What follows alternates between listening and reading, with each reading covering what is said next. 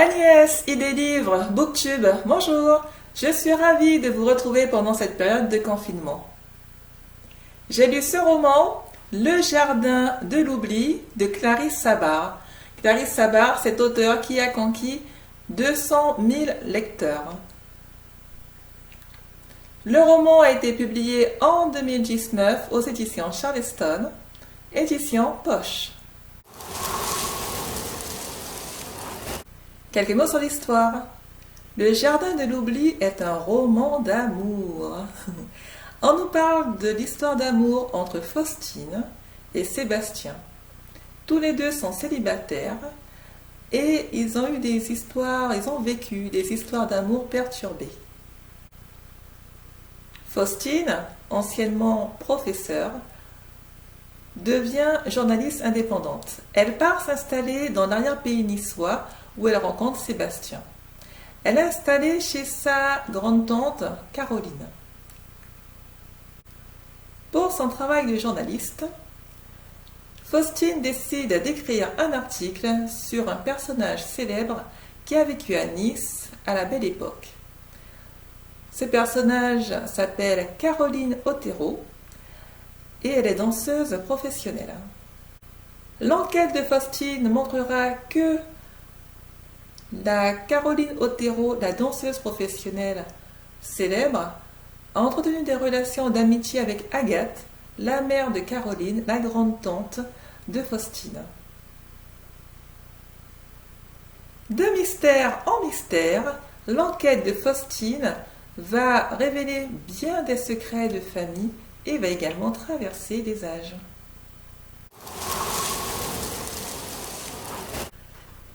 Quelques mots sur l'auteur, Clarisse Sabart. Clarisse Sabart est née en 1984 dans le Berry.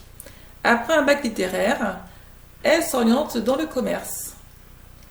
Mais elle est vite rattrapée malheureusement par un AVC, un accident AVC. Elle décide alors de se consacrer à l'écriture. Elle a écrit en 2016 Les Lettres de Rose, qui a reçu le prix du livre romantique, la plage de la mariée, La vie est belle et drôle à la fois, La femme au manteau violet. Elle a écrit ce roman Le Jardin de l'oubli en 2019 et en 2020, publié le 13 octobre 2020, donc c'est vraiment tout récent. Ma vidéo est tournée là, le 2 novembre 2020. Donc là, elle a écrit La vie a plus d'imagination que nous. Voilà, toujours aux éditions Charleston Poche.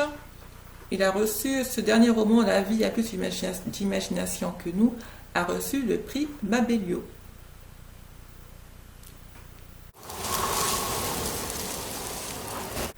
Voici mon avis pour ce roman d'amour, Le Jardin de l'oubli. Alors moi d'habitude, c'est vrai, j'adore les romans d'amour avec plein de rebondissements, des histoires sympas, des baisers partout, j'adore ça. Vraiment, j'adore les romans d'amour, j'adore ça. En revanche, malheureusement, Le Jardin de l'oubli nous relate une histoire d'amour. Même l'histoire, le roman lui-même, je n'ai pas du tout apprécié. Je n'ai pas aimé, mais alors vraiment pas du tout aimé ce roman. J'ai vraiment détesté la lecture de ce roman. J'ai trouvé la lecture ennuyeuse, bourrée de clichés, avec des histoires assez invraisemblables.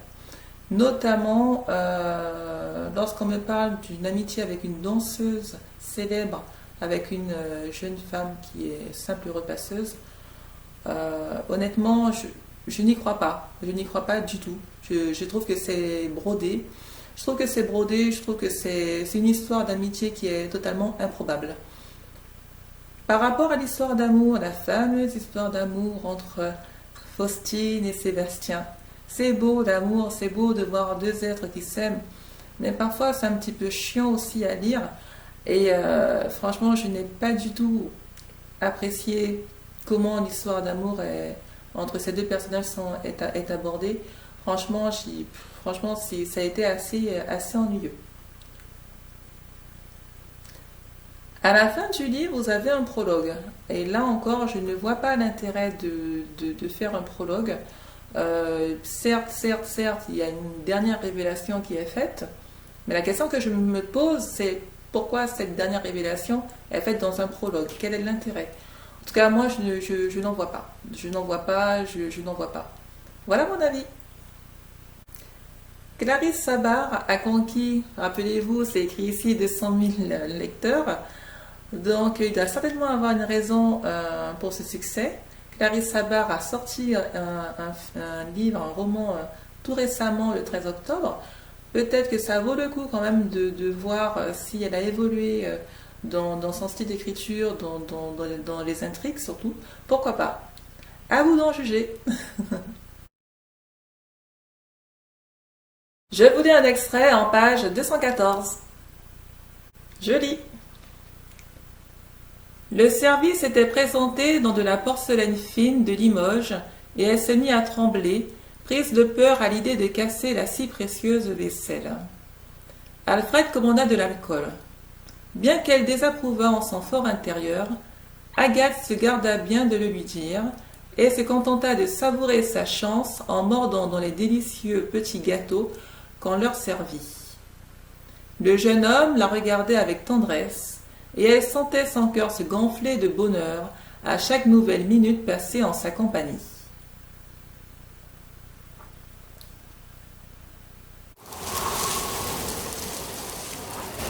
Agnès et des livres Booktube, c'est terminé pour aujourd'hui. J'espère que vous avez apprécié cette vidéo, que vous continuez à lire, à lire, à lire. En tout cas, moi j'adore ça, je ne vais jamais m'arrêter. Je continue également à écrire. Là, récemment, prochainement, sortiront de nouveaux romans que je publierai. Peut-être des romans pour enfants, je verrai. Merci à vous qui regardez cette vidéo et cette chaîne YouTube. J'ai compte sur vous pour continuer. Je vous souhaite un bon confinement. Allez, courage, courage, courage. N'hésitez pas, abonnez-vous, laissez des commentaires, des likes, beaucoup de likes, j'adore ça. Allez, on garde le sourire malgré le confinement. Et à bientôt. Ciao, ciao.